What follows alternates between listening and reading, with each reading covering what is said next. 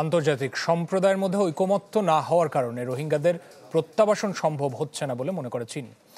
অংশীজন সংলাপে দেশটির রাষ্ট্রদূত ইয়াও ওয়েন বলেছেন, সমস্যা সমাধানে বাংলাদেশ এবং মিয়ানমারের মধ্যে চুক্তি করতে হবে। আর মিয়ানমারের দুপক্ষকে চীনের অস্ত্র সরবরাহ বন্ধে তাগিদ দেন আলোচকরা। কক্সবাজার থেকে আরও জানাচ্ছেন আশেকিন প্রিন্স, ক্যামেরা ছিলেন সুমন আহমেদ।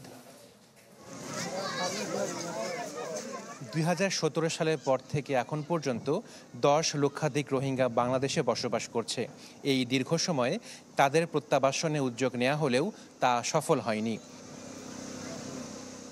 রোহিঙ্গা সমস্যার সমাধানের প্রক্রিয়া বের করতে কক্সবাজারে চলছে অংশীজন সংলাপ।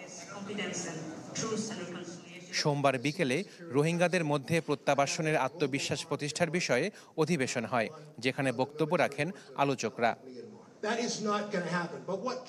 আলোচনায় বলা হয়, রোহিঙ্গা সমস্যার সমাধানে চীনের ভূমিকা গুরুত্বপূর্ণ।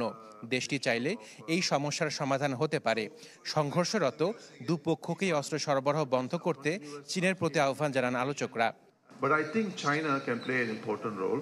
All China has to say is, China is going to stop giving arms on both sides if they keep on killing each other, and especially targeting the Rohingyas. China's role in solving the Rohingya problem is very, very crucial.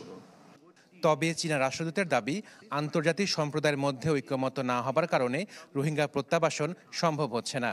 বলেন, রাখাইনে Myanmar সরকার এবং Arakan আর্মির মধ্যে যুদ্ধবিরতি জরুরি।